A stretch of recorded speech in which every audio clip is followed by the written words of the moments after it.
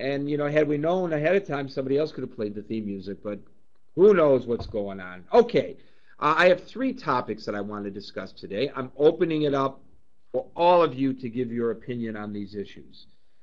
The first one has to do with the unrest involving the Palestinians of the Gaza Strip and the Israelis. And you know, this was all kicked off about 7 years ago when a videographer in the Gaza Strip shot what is now a very famous or perhaps infamous video of a Palestinian boy sitting on his father's lap who was murdered in cold blood by the Israeli troops. Well, the head of a media watchdog organization in France, because France 2 Television, which is a government-owned network, was the only network that would initially run with the video. He first tried to sell it to CNN, and CNN, believe it or not, passed on it.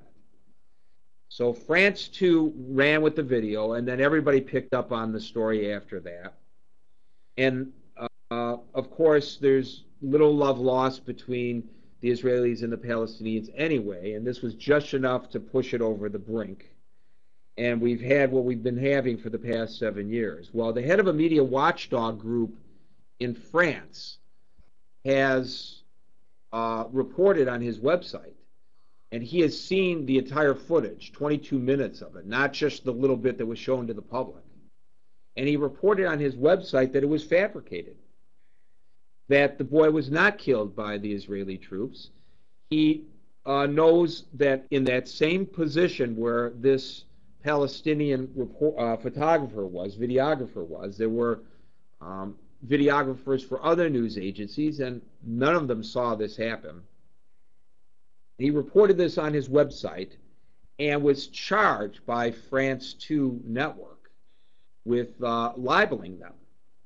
And he defended against the libel, and they would not allow for the court to see the full 22 minutes of tape, which he believes would have shown without reservation that this was fabricated.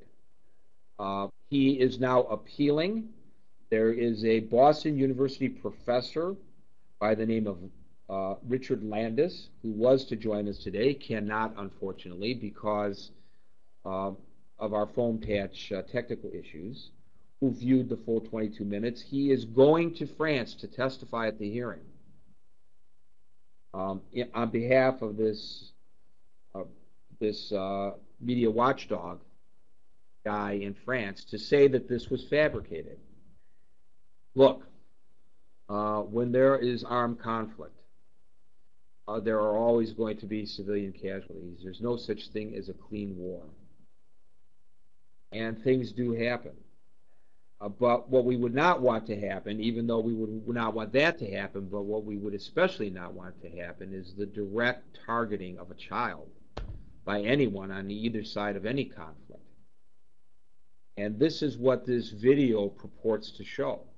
And it has angered people, not just the Palestinians, it's angered Israelis, it's angered people who are supporters and detractors of the Palestinians and supporters and detractors of the Israelis around the world, and it's left a perception that something really, really horrific in a situation that is already very bad occurred 7 years ago. And of course, people are angry about this, and some people are responding in a violent manner for the past 7 years as a result of this. If, in fact, this video was fabricated, then I'm astounded that this occurred. I'm wondering about the vetting process when it comes to the news media. I know that during the war between Israel and Hezbollah, this last war, that there were photographs, still photographs, that found their way into the mainstream press that were cropped in such a manner as to show something that did not really occur. So we know that this does occur in that environment. And I believe in reporting what's going on with all the blemishes. And if the Israelis did something wrong, then by God, those responsible be held accountable for that. And the world ought to condemn the IDF, and if in fact they are acting in a manner that is out of control. But if in fact, as is alleged, this was fabricated, it's sickening and disgusting to me. Our first caller is Cassandra, joining us from the United Kingdom in our affiliate ASI Online. Thanks, Gary.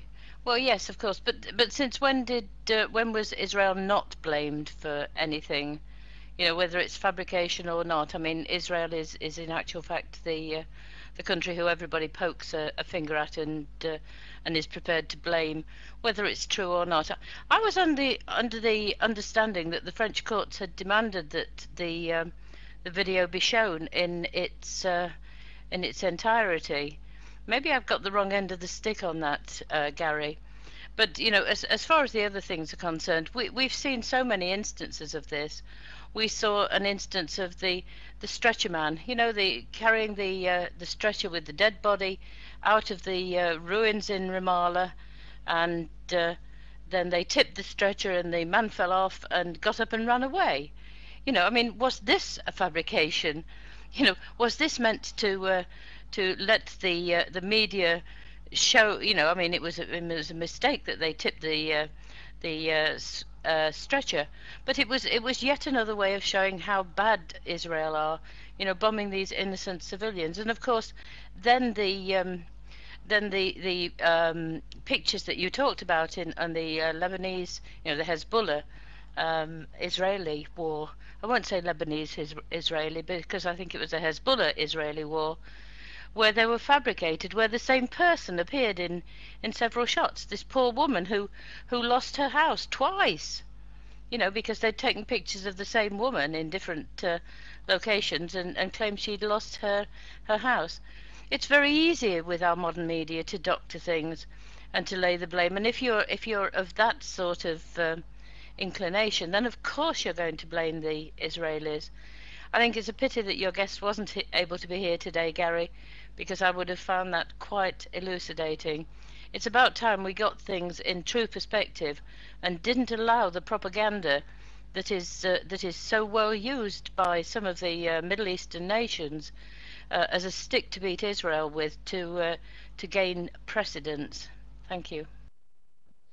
Well, I may have it wrong. Our guest unfortunately could not join us because of the technical difficulties that we have to answer that. But my understanding of it is that the